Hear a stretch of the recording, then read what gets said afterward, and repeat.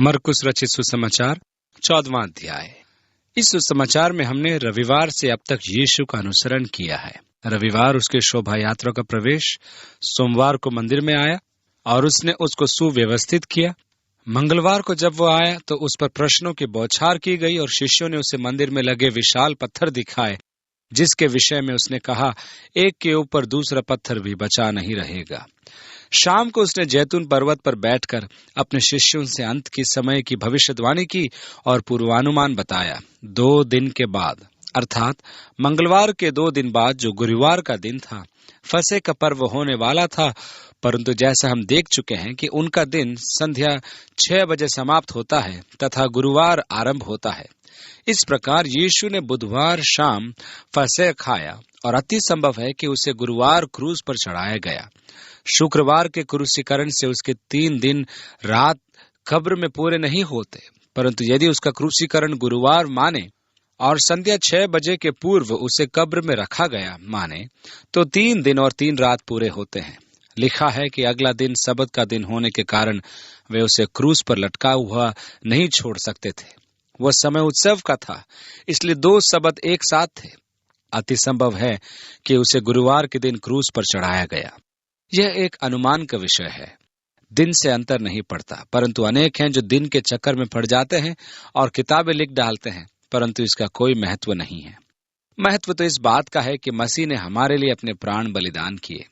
गुरुवार या शुक्रवार हमारे उद्धार पर इसका कोई प्रभाव नहीं पड़ता। वहां पहली 2 आयतों में लिखा है, 2 दिन के बाद फसह और अख़मीरी रोटी का पर्व होने वाला था, और महायाजक और शास्त्री इस बात की खोज में थे कि उसे क्यों कर छल से पकड़कर मार डालें, परंतु कहते थे कि पर्व के दिन नहीं, कहीं ऐसा न हो कि लोगों में बलवा मचे। वे दृढ़ संकल्प थे कि यीशु को मृत्यु देकर रहेंगे, परंतु वे एक विशेष दिन से बचना चाहते थे और वह था फसह का दिन। नियति उनके नहीं अपितु यीशु के वश में थी, क्योंकि पुराने नियम के अनुसार यीशु को परमेश्वर का मेमना होने के कारण जगत के पापों को अपने ऊपर लेकर उत्तरदायित्व का पूरा करना, जिससे कि वह उस फसह के मेमने का स्थान ले जिसे मिस्र में बलि किया गया था, जरूरी था। इसलिए उसके लिए आवश्यक था कि वह फसह के दिन अपना प्राण दे। जिस दिन से वे बचना चाह रहे थे, उसी दिन यीशु को क्रूस दिया गया। जब हम फसह मानते हैं, तब हम इजराइल की भांति मिस्र से मुक्ति नहीं वरन पाप के बंधन से मुक्ति मानते हैं, जो हमें परमेश्वर के मेमने अर्थात यीशु द्वारा प्रदान की गई है। वह अपने प्राणों की आहुति देकर संपूर्ण जगत के पापों को उठा ले गया। यहूदी पंचांग में 3 मुख्य पर्व थे, जिनमें व्यवस्था के अनुसार वयस्क को परमेश्वर के सन्मुख उपस्थित होना आवश्यक था। वे थे फसह का पर्व, पेंतिकुस्त का पर्व, मंडपों का पर्व। फसह का पर्व इजराइल के पूर्वजों को परमेश्वर ने मिस्र के दासत्व से मुक्त कराया था। उनकी याद में फसह का पर्व मनाया जाता था। इसमें प्रत्येक परिवार एक मेमने की बलि देता है, अख़मीरी रोटी तोड़ता है और उसे छिपा देता है। पूरे फसह का पर्व आश्चर्यजनक प्रतीकों से पूर्ण है। वे मध्य की रोटी को ही क्यों तोड़ते हैं? वे उसे पर्व समाप्त होने तक क्यों छिपा देते हैं? पूरे पर्व में वह रोटी छिपी रहती है और पर्व समाप्त होने पर वे उसे निकालते हैं। कैसे सुहाने प्रतीक! यीशु ने सब पूरा किया। पेंतिकुस्त का पर्व, जैसा नाम है, यह फसह के 50 दिन बाद आता है। पेंते या प्रथम फल का पर्व था।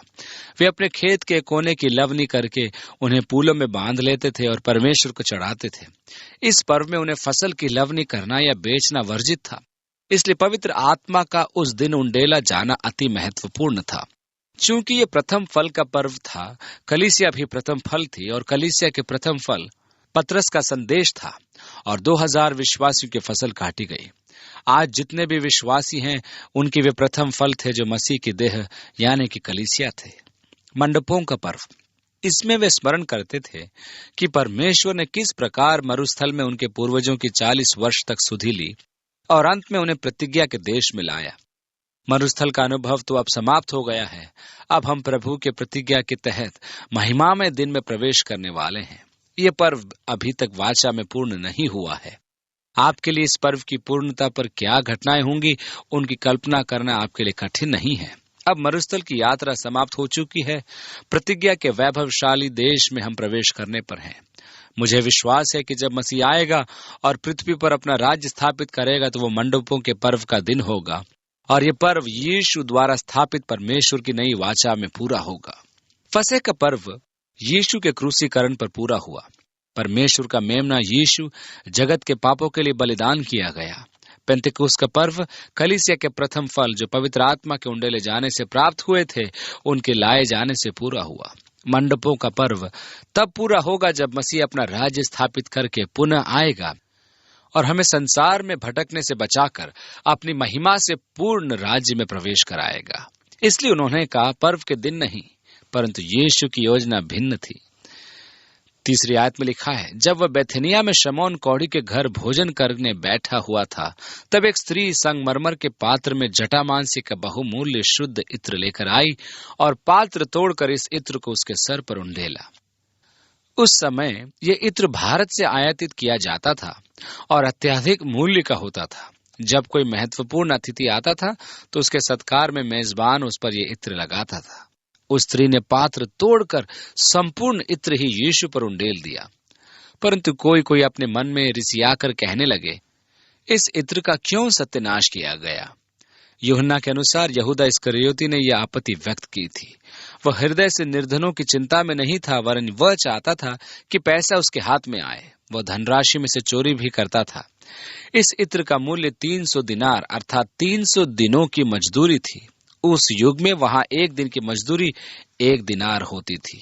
आगे लिखा है, क्योंकि यह इत्र तो 300 दिनार से अधिक मूल्य में बेचकर कंगालों को बांटा जा सकता था, और वे उसको झिड़कने लगे। यीशु ने कहा, उसे छोड़ दो, उसे क्यों सताते हो? उसने तो मेरे साथ भलाई की है। कंगाल तुम्हारे साथ सदा रहते हैं और तुम जब चाहे तब उनसे भलाई कर सकते हो, परंतु मैं तुम्हारे साथ सदा न रहूंगा।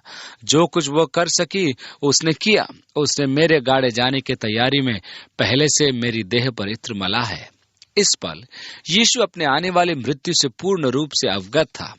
और आगे लिखा है, मैं तुमसे सच कहता हूं कि सारे जगत में जहां कहीं सुसमाचार प्रचार किया जाएगा, वहां उसके इस काम की चर्चा भी उसके स्मरण में की जाएगी।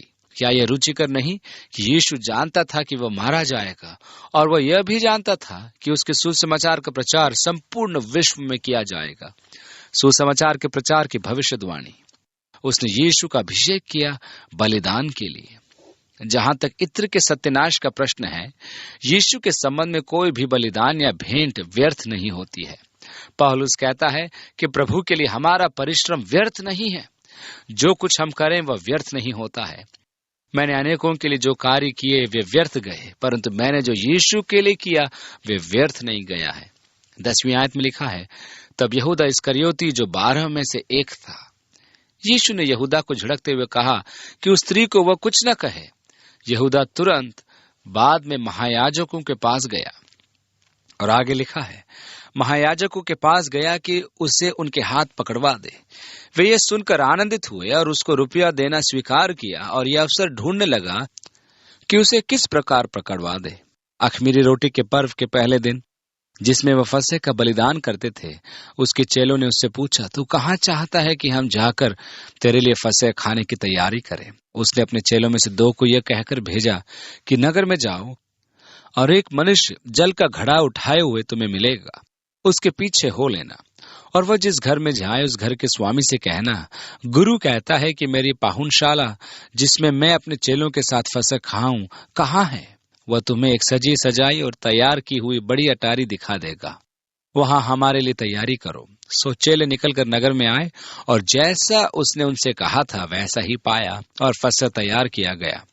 जब सांझ हुई तो वह 12 के साथ आया, और जब वे बैठे भोजन कर रहे थे तो यीशु ने कहा, मैं तुमसे सच कहता हूं कि तुम में से एक जो मेरे साथ भोजन कर रहा है मुझे पकड़वाएगा। उन पर उदासी छा गई, और वे एक एक करके उससे कहने लगे, क्या वह मैं हूं? उसने उनसे कहा, वो 12 में से एक है जो मेरे साथ थाली में हाथ डालता है। क्योंकि मनुष्य का पुत्र तो जैसा उसके विषय में लिखा है जाता ही है, परंतु उस मनुष्य पर हाय जिसके द्वारा मनुष्य का पुत्र पकड़वाया जाता है। यदि उस मनुष्य का जन्म ही न होता तो उसके लिए भला होता। किसी के विषय में प्रभु ऐसा कहे तो अत्यधिक विषादपूर्ण बात होगी। यहूदा ने यीशु का तिरस्कार किया। आज भी वे जो यीशु को ग्रहण नहीं करते हैं वे आधुनिक यहूदा हैं, और यीशु का कथन उन पर ठीक बैठता है। यीशु से विमुख जीवन आशाहीन जीवन है। उचित तो यह है कि ऐसा व्यक्ति जन्म ही न ले और परमेश्वर के धधकते हुए न्याय से बचा रहे। इसलिए उचित होगा कि अविश्वासी जन्म ही न लेता, क्योंकि ऐसे पर परमेश्वर का प्रकोप अवश्य भड़केगा। आगे लिखा है, और जब वे खा ही रहे थे तो उसने रोटी ली और आशीष मांगकर तोड़ी और उन्हें दी और कहा, लो, ये मेरी देह है। फिर उसने कटोरा लेकर धन्यवाद किया और उन्हें दिया, और उन सब ने उस पर से पिया। और उसने उनसे कहा, यह वाचा का मेरा वह लहू है जो बहुतों के लिए बहाया जाता है। मैं तुमसे सच कहता हूं कि दाख का रस उस दिन तक फिर कभी न पीऊंगा जब परमेश्वर के राज्य में नया न पीऊं। यीशु अपने शिष्यों को फसह के विषय में नई समझ प्रदान कर रहा है। उसने रोटी तोड़ी और कहा, ये मेरी देह है जो तुम्हारे लिए तोड़ी जाती है। और फिर उसने कटोरा लिया और कहा, ये नई वाचा है, ये मेरा लहू है जो पापों की क्षमा के लिए बहाया जाता है। तब उसने कहा, ये मेरी याद में करना, मिस्र के मेमने को भूल जाओ। फिर वे भजन गाकर बाहर जैतून के पहाड़ पर गए। परंपरा के अनुसार फसह खाने के बाद भजन 118 गाया जाता था, जो मसीह की भविष्यवाणी का भजन था। वह पत्थर जिसे राज मिस्त्रियों ने निकम्मा ठहरा दिया, कोने का प्रमुख पत्थर ठहरा। ये परमेश्वर का काम है जो हमारी दृष्टि में अद्भुत है। आज का दिन यहोवा ने बनाया है, हम इसमें आनंदित होंगे। होसन्ना होसन्ना, धन्य है वह जो प्रभु के नाम से आता है। यीशु अपने शिष्यों के साथ भजन गाते हुए अपने शिष्यों के साथ जैतून पर्वत पर आ गया। आगे लिखा है, तब यीशु ने उनसे कहा, तुम सब ठोकर खाओगे, क्योंकि लिखा है कि मैं रखवाले को मारूंगा और भेड़ तितर बितर हो जाएगी। ये जकरिया की भविष्यवाणी थी। पतरस ने सोचा था कि वह बहुत अधिक ज्ञान रखता है, इसलिए उसने विवाद किया। यीशु ने कहा था कि आकाश और पृथ्वी टल जाएंगे, परंतु उसका वचन कभी नहीं टलेगा। वचन के दो अर्थ नहीं होते, इसलिए वचन पर वाद विवाद उचित नहीं। यीशु घात किया जाएगा और उसके समस्त शिष्य तितर बितर हो जाएंगे। जीवन में यह एक सीख लीजिए कि परमेश्वर के वचन से कभी वाद विवाद न करें। आगे लिखा है, परंतु मैं अपने जी उठने के बाद तुमसे पहले गलील को जाऊंगा। पतरस ने उससे कहा, यदि सब ठोकर खाएं तो खाएं, पर मैं ठोकर नहीं खाऊंगा। ये एक खतरनाक अवस्था होती है। गर्वोक्ति, स्वयं को अन्यों से ऊपर दर्शाना कि प्रभु मैं ऐसा कर सकता हूं, परंतु मैं नहीं करूंगा, मैं कभी ऐसा नहीं करूंगा।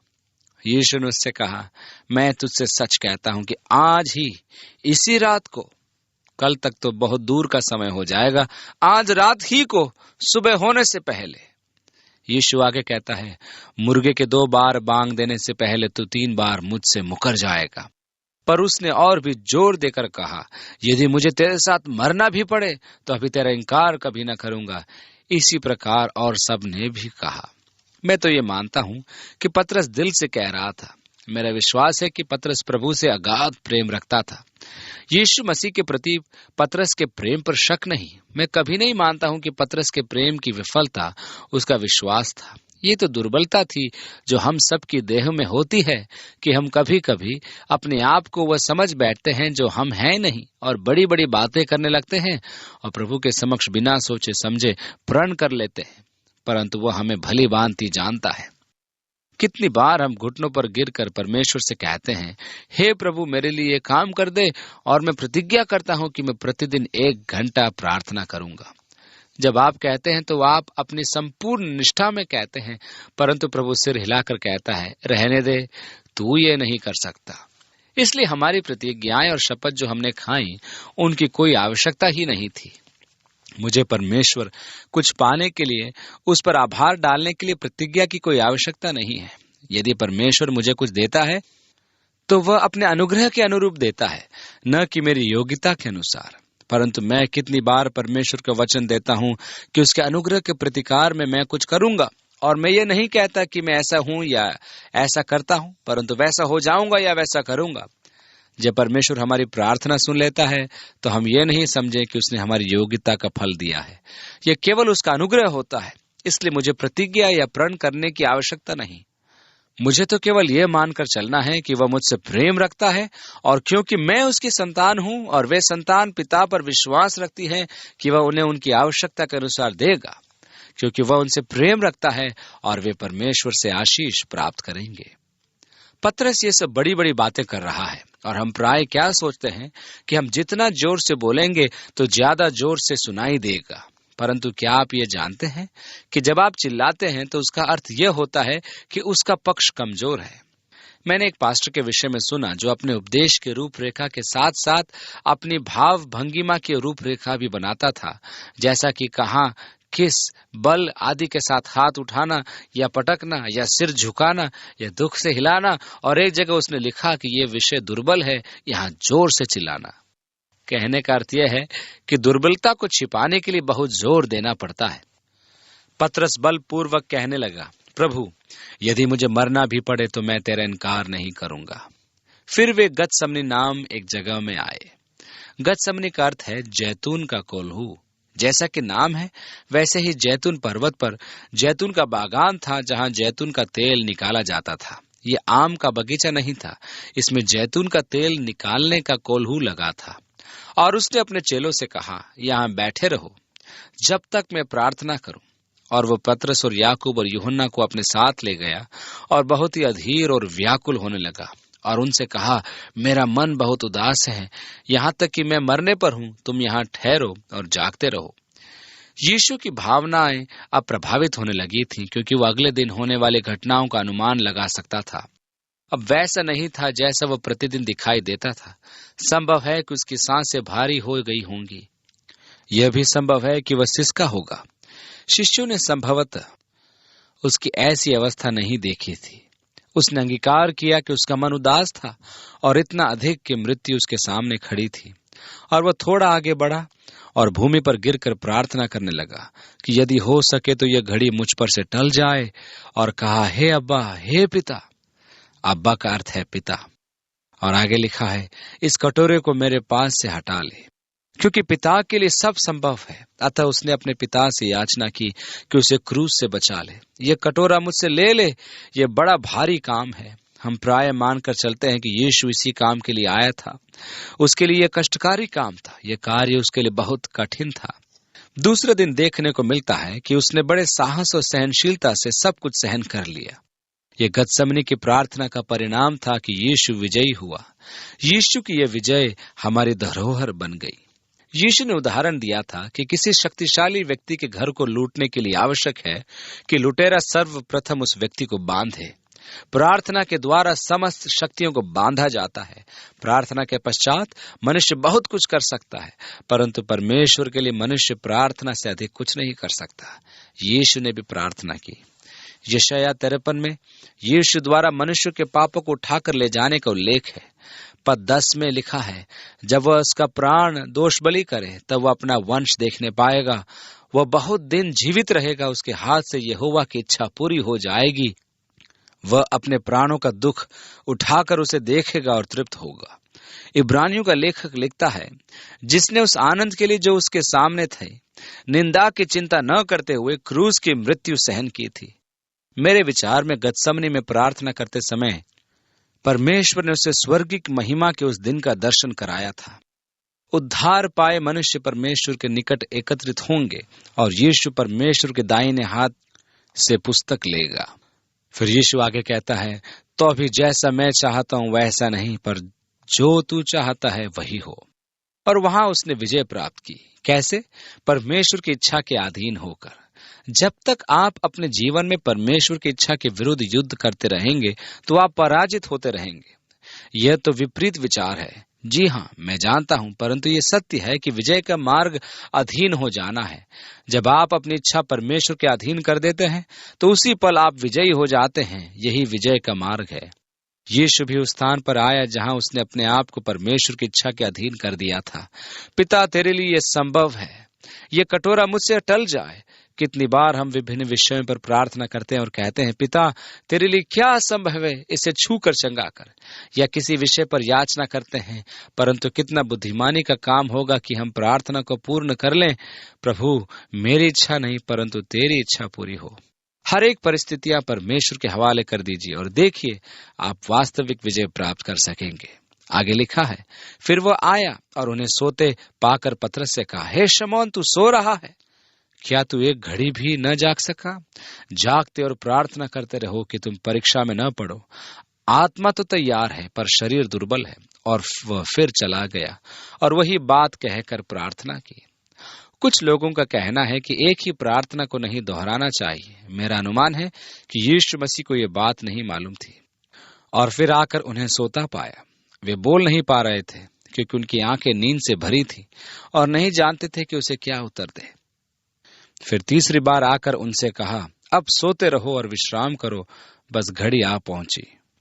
ध्यान दीजिए कि यहाँ अंग्रेजी का अपूर्ण विराम है, अर्थात वहां कुछ समय वह रुका। जब वह तीसरी बार आया तो उन्हें फिर सोते पाया तो मन में बोला, मेरे दोस्तों, विश्राम करो और सो जाओ। अपूर्ण विराम के अंतराल को हम नहीं जानते कितना होगा। मेरी कल्पना में वो वहां बैठ गया और अपने शिष्यों को निहारता रहा। तुम तो मेरे साथ जाग नहीं पाए, परंतु मैं तुम्हारे लिए जाग रहा हूं। हम नहीं जानते वह कितनी देर तक ऐसे बैठे रहा। मैं तो सोचता हूं कि वो उनके लिए प्रार्थना कर रहा होगा। वह चक्कर लगाकर उन्हें देख रहा होगा। पतरस, तू भड़बड़िया है, मुझे कोई आपत्ति नहीं, परंतु तुझे बहुत कुछ सीखना है। तुझ में क्षमता नहीं है, ऐसी महान क्षमता जिसका प्रयोग परमेश्वर कर सके।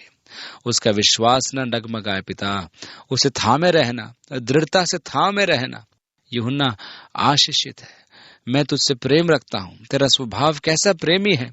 और मेरे विचार में यीशु वहां घंटों भर बैठ गया होगा और उन्हें सोते हुए निहारता रहा होगा और वह उनके लिए दिल से प्रार्थना करता रहा होगा।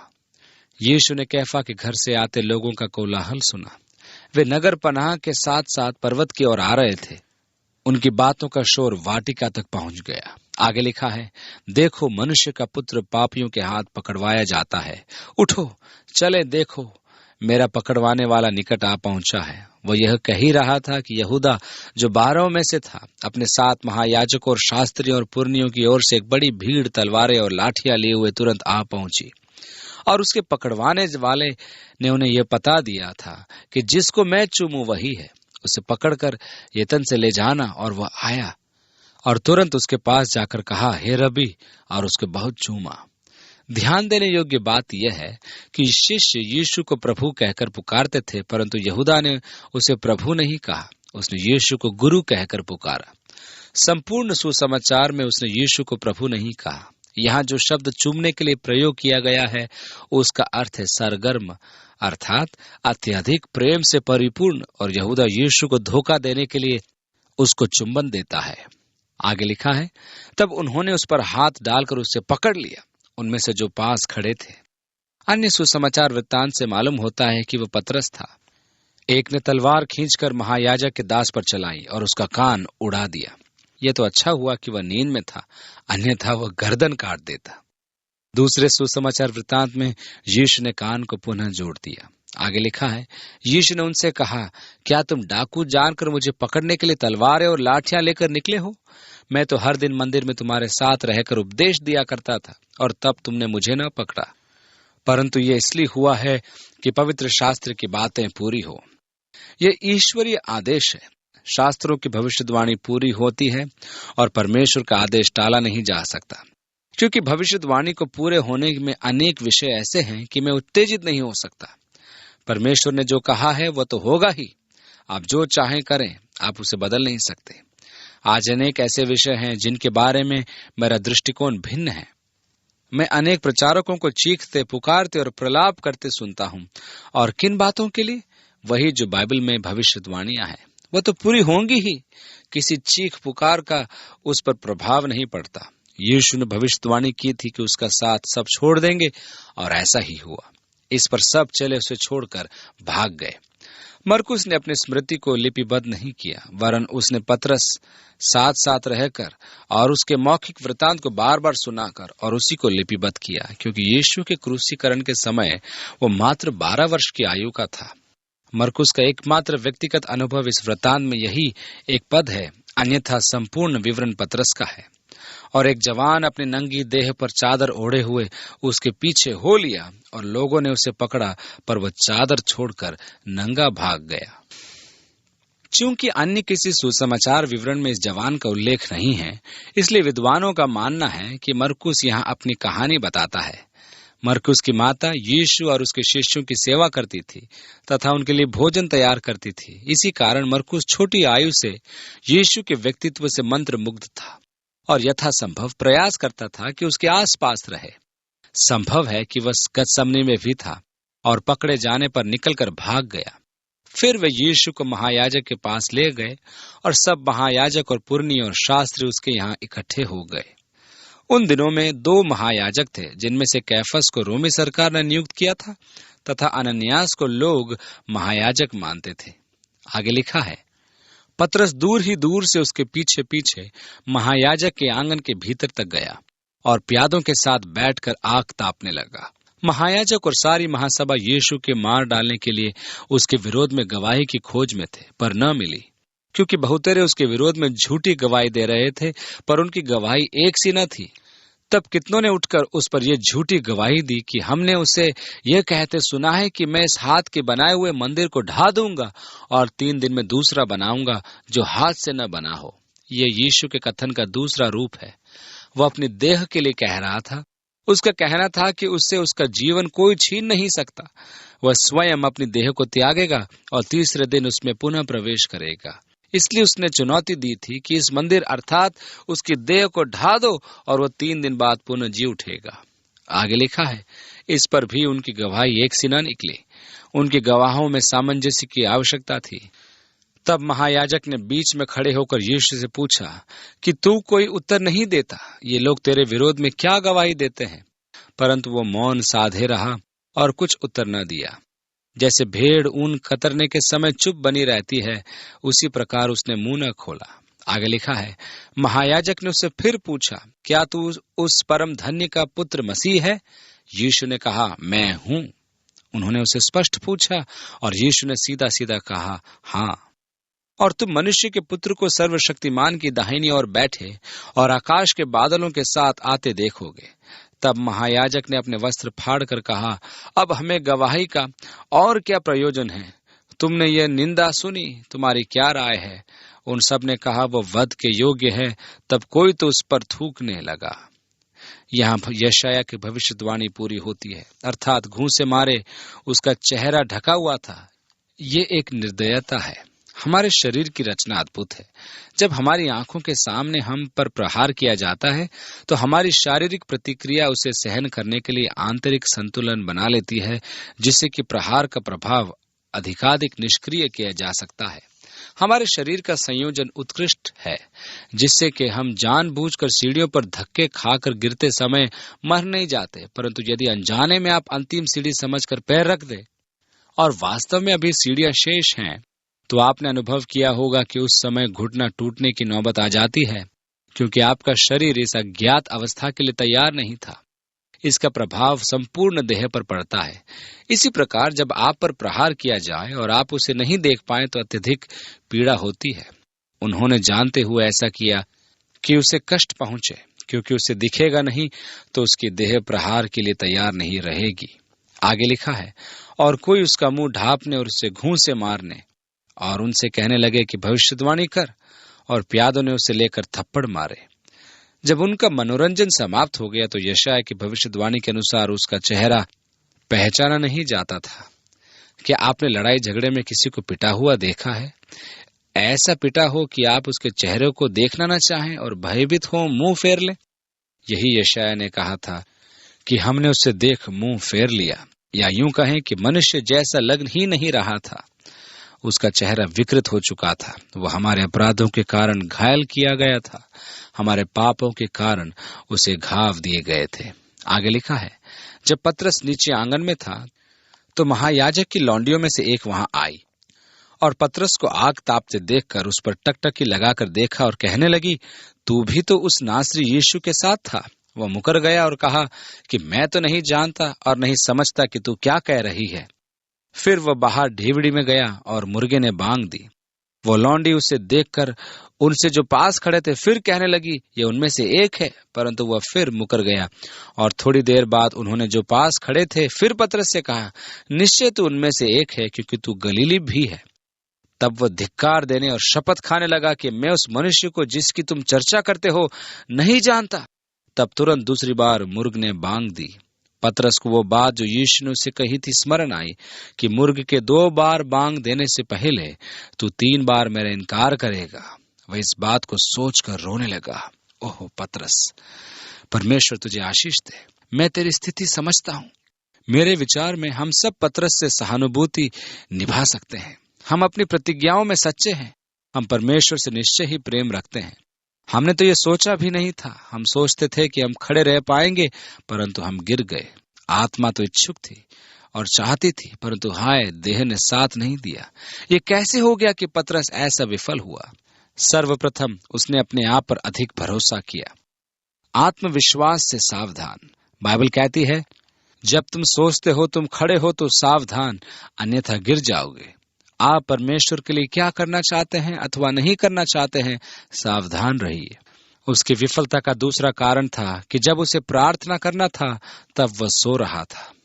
हमारे लिए हम यूं कह लें कि प्रार्थना करने की अपेक्षा अन्य कार्य करना जरूरी है। यीशु ने कहा कि मनुष्य हिम्मत न हारे वरन प्रार्थना में लगा रहे। कितनी बार ऐसा होता है कि कठिन परिस्थितियों में हम प्रार्थना करने की अपेक्षा शिथिल हो जाते हैं। ओह, मेरे बस का नहीं, ये बहुत ही कठिन है, बहुत बुरा है। और प्रार्थना करने की अपेक्षा हम हिम्मत हार जाते हैं। निश्चय ही प्रार्थना का स्थान सामर्थ्य का स्थान है। उसकी विफलता का तीसरा कारण था कि वह बैरी की आग ताप रहा था। जिस क्षण आप बैरी से किसी भी प्रकार का समझौता करते हैं तो आप निश्चय ही संकट में पड़ जाते हैं। कुछ ऐसे स्थान हैं जहां परमेश्वर के संतान होने के कारण आपको सहयोग करने की आवश्यकता नहीं। दूसरे शब्दों में, बैरी की आग तापना समस्या को न्योता देता है। आपकी हार निश्चित है। और अंतिम कारण था कि पतरस ने बहुत दूर रहकर प्रभु का अनुसरण किया। आप ऐसा नहीं कर सकते। आपको निकट से निकट रहना होगा। आपको उसके साथ सदैव पहचान बनाकर रखना होगा। आप बहुत दूर के मसीह विश्वासी नहीं हो सकते। परमेश्वर के नाती पोते नहीं होते। आपको उसके साथ अपने व्यक्तिगत संबंध बनाने होंगे। आपको उसके निकट रहना होगा। परमेश्वर ने पतरस की विफलता और कारणों का ब्यौरा लिखा, जिससे कि हम ऐसी भूल न करें और विफल न हो। यदि हम प्रभु के निकटतम अनुसरण करें, यदि हम प्रार्थना में स्थिर रहें और यदि हम स्वयं की अपेक्षा परमेश्वर में विश्वास रखें और यदि हम उसकी संगति और सहभागिता में रहेंगे, तो निश्चय ही वो हमें ठोकर खाने से बचा सकता है और हमें निर्दोष बनाकर परमेश्वर की महिमा में आनंद के साथ प्रस्तुत कर सकता है। मुझे ये आश्वासन दिलाया गया है कि वो मुझे सुरक्षित कर सकता है जो मैंने उसे सौंपा है। जब आप अपना जीवन उसे सौंप देते हैं तब वो आपकी सुरक्षा करता है। वो आपके लिए वह कर सकता है जो आप अपने स्वयं के लिए नहीं कर सकते। आप तो अपनी सुरक्षा किसी प्रकार नहीं कर सकते, परंतु वह आपकी सुरक्षा करता है। पतरस कहता है, विश्वास के द्वारा परमेश्वर की सामर्थ्य से सुरक्षित रखा गया है। आप भी ये प्रार्थना बार बार दोहराएं। पिता, हम तुझे धन्यवाद देते हैं कि हम अन्यों की त्रुटि से सबक सीख सकते हैं। आज हमारी सहायता कर कि सबक अच्छी तरह सीखे। प्रभु, हम तेरे प्रेम के लिए अचंभे से भरे हैं। हम तुझे धन्यवाद देते हैं कि तूने कटोरा पी लिया कि हम परस्पर सहभागिता कर पाए। हम अपने अस्तित्व और जीवन को तेरा दान मानते हैं।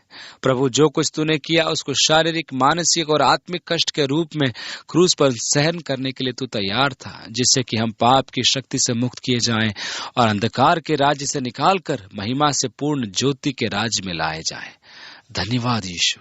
प्रभु, मेरा विश्वास है कि आपके महिमा से पूर्ण राज्य में संपूर्ण अनंत काल तक हमारे हृदयों में बस एक ही सुर निकलता रहेगा, वह है धन्यवाद प्रभु यीशु। हम हमारी मुक्ति के लिए किस प्रकार आभार व्यक्त करें प्रभु, क्योंकि तू पिता की इच्छा के अधीन होकर तूने वो कटोरा पी लिया। प्रभु यीशु, तेरा धन्यवाद। तू हमें आशीष दे। हमारे जीवन पर अपना हाथ रख। हमारी सेवकाई के लिए अपना अभिषेक तू हमें दे। यीशु के नाम में पिता परमेश्वर से मांगते हैं, आमीन।